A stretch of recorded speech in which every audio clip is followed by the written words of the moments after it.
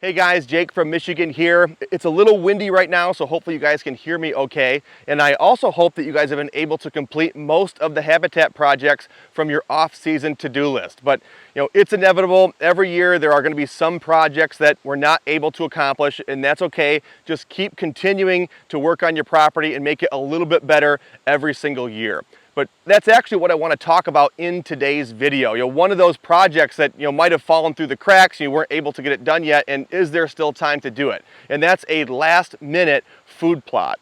On most years here in Michigan and throughout the northern part of the country, we really want to try to plant our food plots in early August, or around that first rain in August. So that's going to vary year by year. Some years it's August 1st, some years it's the 7th of August. It's going to depend on the weather, and the weather is different every year, but we are really trying to plant our fall food plots around or right before that first rain in August. But what if you miss that traditional planting time of early August? Are you guys out of luck? Are you not able to plant a food plot or have a food plot on your property for this hunting season?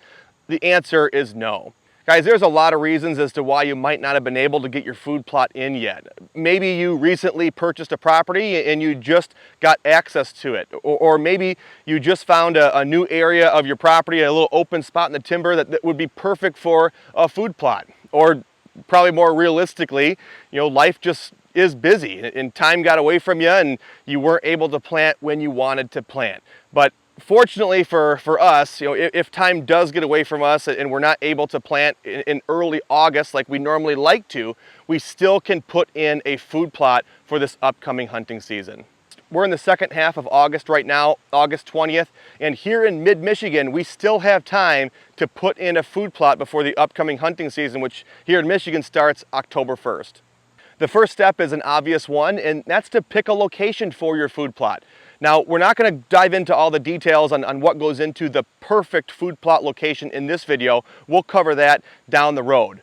For this plot, we really just want to make sure that it's receiving enough sunlight. Remember, this is a last-minute plot, and I'm guessing that if you haven't had time to put in your food plot as of right now, you're not going to really have a whole lot of time to take down a bunch of trees to get sunlight to the ground. So we really want to try to focus on areas that are already open, already receiving enough sunlight.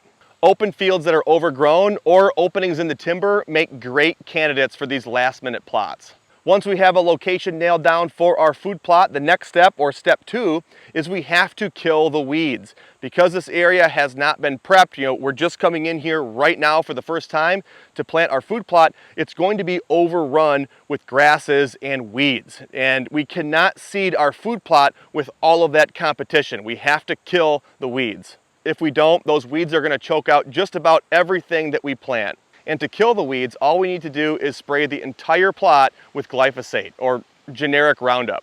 As far as how much chemical to use, I use about 2 quarts per acre, but if you're unsure or you want to confirm for yourself, just simply follow the label and the recommended rate that's on the label.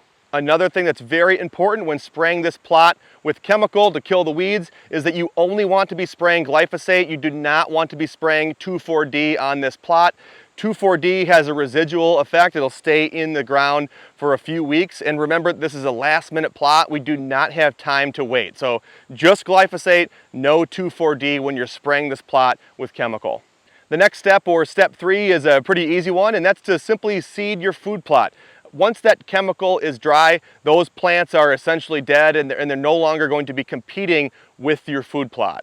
This normally doesn't take very long. I'd say most years, by the time I drop the sprayer off and pick up the seed spreader, those weeds have already absorbed all that glyphosate, or the chemical is now dry. So once you get back to the plot and that chemical is dry, you can now seed your mix into that dying vegetation, just like you would if you were to be seeding into a cover crop of buckwheat. As the weeds die, they're going to fall over, covering your seeds, acting like a mulch layer, protecting them from the birds and from early browsing pressure.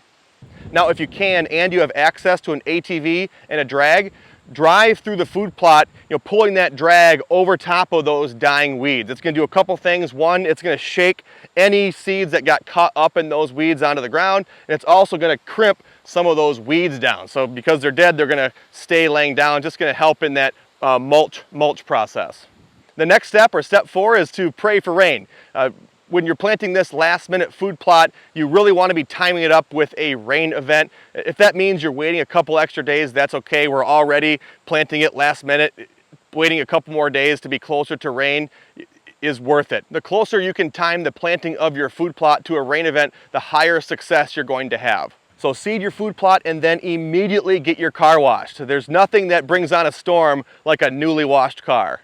The fifth and final step to your last minute food plot is to put rye down. In different places, they're going to call it different things. Some places are just going to call it rye. Some places are going to call it field rye, rye grain, cereal rye. You want the rye grain.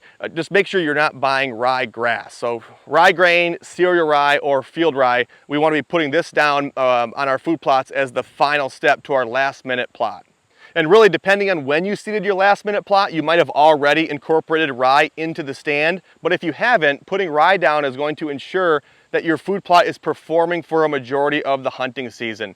Rye will grow practically anywhere, and it continues to grow throughout most of the hunting season. Rye will germinate in temperatures as low as 34 degrees and actively grow in temperatures as low as 38 degrees.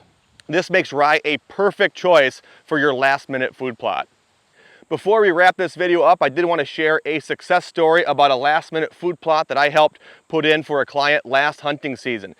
This guy purchased a property last year and closed, I think it was mid-August, and wanted to put in a food plot before the upcoming hunting season. So we followed the steps that we went through in this video, exactly.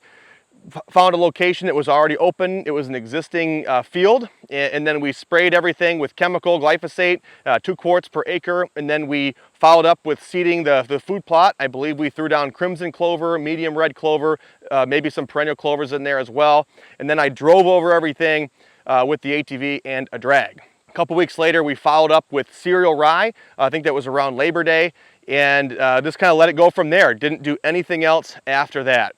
Looking back at the dates in the pictures, this food plot was planted on August 24th. So those of you guys that are in Michigan or the northern part of the country know this is well past the recommended planting time, but this still gave the landowner over a month of growth before the bow season opener.